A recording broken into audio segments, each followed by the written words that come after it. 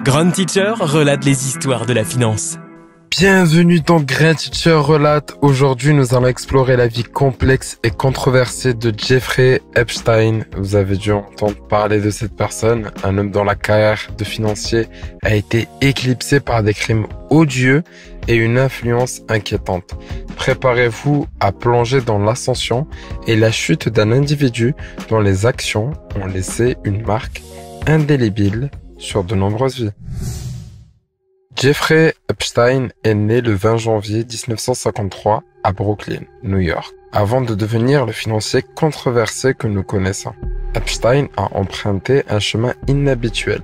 En effet, après avoir abandonné ses études universitaires sans diplôme, Epstein commence sa carrière en tant que professeur de mathématiques et de physique à la Dalton School de Manhattan en 1974. C'est là qu'il a attiré l'attention de nombreux parents influents, y compris Alan Greenberg, PDG de la banque d'investissement Bear Stearns. Jeffrey avait un talent pour les chiffres et un charisme indéniable, ce qui a rapidement attiré l'attention des grands noms de la finance.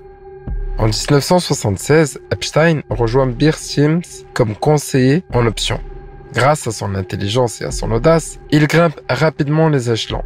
Mais en 1981, il quitte la firme pour créer sa propre société de gestion financière, G. Epstein & Co., marquant le début de son ascension vers la richesse et l'influence.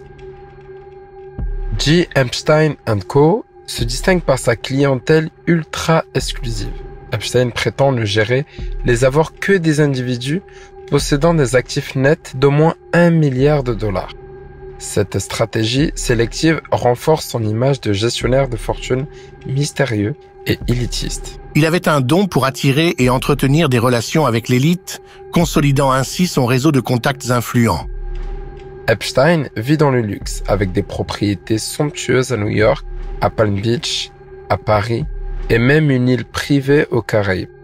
Ses relations avec des personnalités de haut niveau comme Bill Clinton, Donald Trump ou bien encore le prince Andrew lui confèrent une aura de pouvoir et de mystère. Cependant, derrière cette façade de succès se cachent des activités beaucoup plus sombres. En 2005, la vie d'Epstein prend un tournant dramatique. La police de Palm Beach reçoit des plaintes de parents affirmant qu'Epstein aurait abusé de leur fille mineure. Une enquête est ouverte et révèle une série d'accusations accablantes de sollicitation de prostitution et d'exploitation sexuelle de mineurs. Les témoignages étaient choquants et accablants, décrivant un schéma systématique d'abus. En 2008, Epstein parvient à négocier un accord de plaidoyer controversé. Il plaide coupable à des accusations réduites de sollicitation et de prostitution, y compris avec une mineure. En échange, il reçoit une peine de 18 mois de prison, dont il ne purgera que 13, bénéficiant de conditions de détention très clémentes. Cet accord suscite l'indignation et soulève des questions sur son influence et son réseau de protection. Malgré sa condamnation, les accusations persistent. Des enquêtes plus approfondies révèlent qu'Epstein aurait orchestré un vaste réseau de trafic sexuel. Il recrutait de jeunes filles sous prétexte de leur offrir des massages avant de les abuser sexuellement et de les forcer à recruter d'autres victimes. Les survivantes décrivent un système bien organisé d'exploitation et de manipulation avec des ramifications internationales. Epstein utilisait des relations avec des personnalités influentes, politiciens, célébrités, hommes d'affaires, pour protéger ses activités et intimider ses victimes.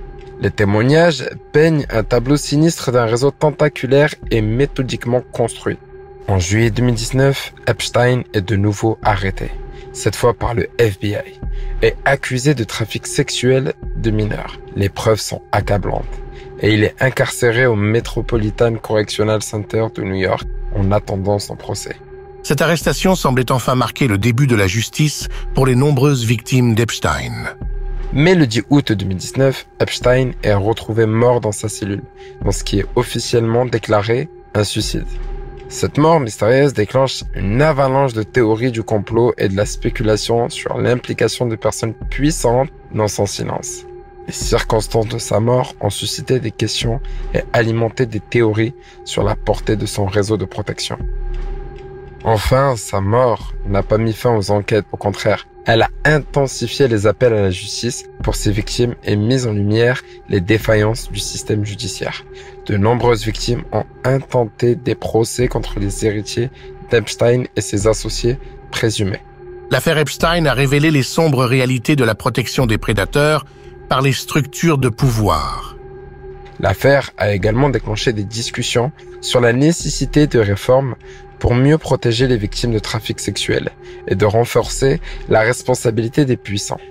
Le nom d'Epstein est devenu synonyme d'abus de pouvoir et d'impunité, mais aussi d'une lutte incessante pour la justice et la vérité.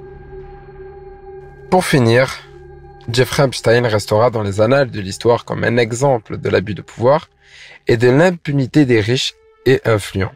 Son histoire est un rappel brutal de la nécessité d'une vigilance constante et de la justice pour les victimes de tels crimes.